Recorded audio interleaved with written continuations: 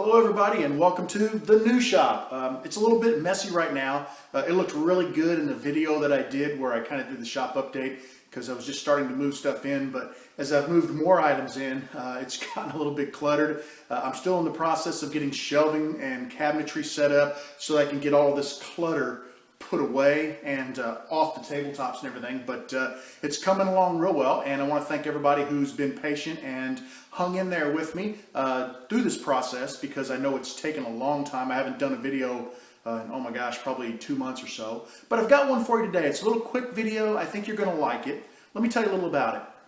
This is the faceplate for my lathe.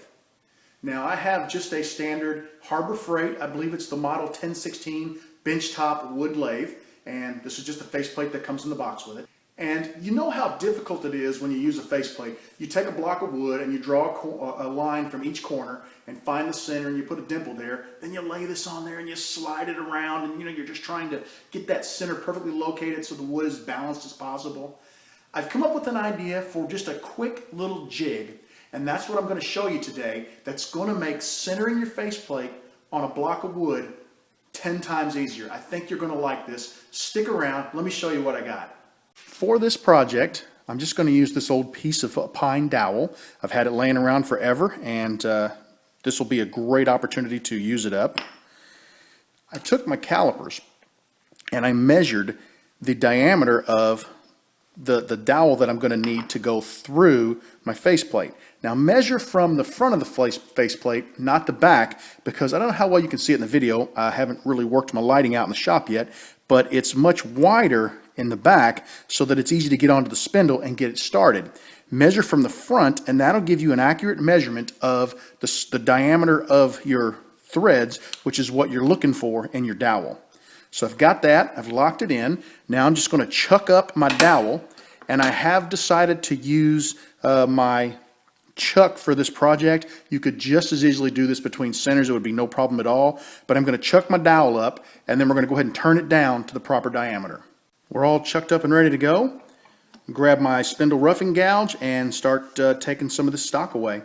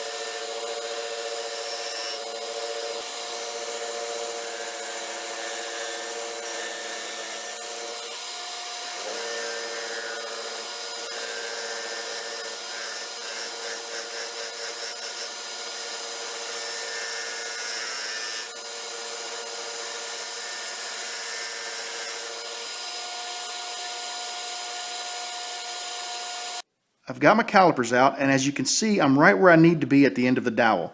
As I move back toward the dowel, you can see how I'm kind of getting a lot of slop. I kind of dug in a little hard back there with the tool, but I don't think that's going to affect me. Let me show you why. Pull the tailstock out of the way, slide this on. I've got a nice tight fit, okay? This is going to work out really well. Let me go ahead now, and I've got all this extra dowel. I wasn't planning on doing this, but let's just go ahead and shape this up a little bit and make maybe a handle. So let me get the tailstock brought back up, and we'll have a little fun with it.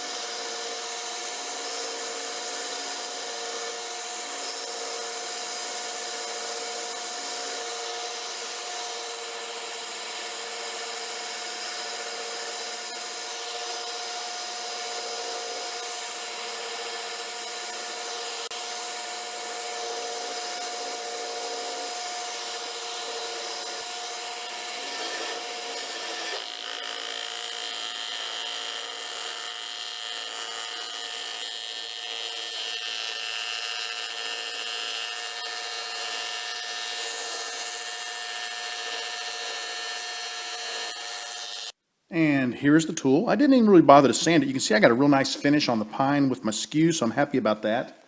Bring my faceplate up here. This goes right down into the faceplate. I'll be able to set that on a block of wood and line it right up and perfectly center it. The next part of this is I need to get something in the end of this tool to be able to mark or find the dimple that I put in the block of wood. So I'm going to go get a nail, I'm going to drill a hole, and then I'll glue the nail into the tool. I scoured my shop, and all that I was able to find was a 3.5 inch 16D finish nail. This is a whole lot more than I need. I'm going to grab my Dremel tool and cut maybe that much of the end off, because that's really all that we'll need for this project.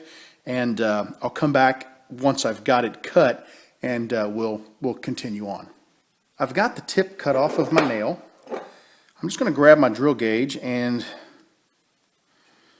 looks like 7/64 is about the right size for that particular nail. So I'm going to grab a 7/64 inch bit, and we're going to put a hole right down the center of the handle. The trick here is I don't want to go too deep. So let's take a measurement here, and I really just want the tip of the nail sticking out. I'm going to use some blue painter's tape, and I'm just going to put it on my bit.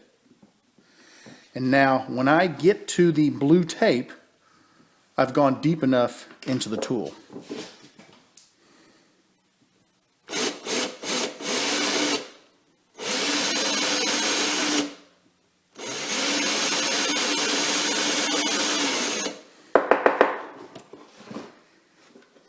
See how that looks.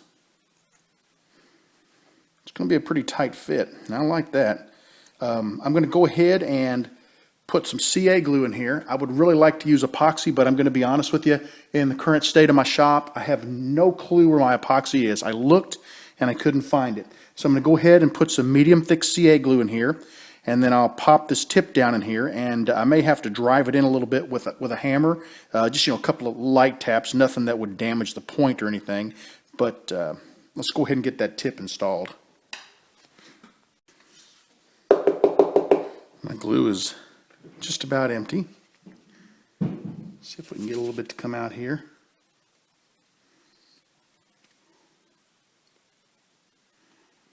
There it comes. Woo! Yeah, way more than I wanted that time. Came out in a glob. It's okay though.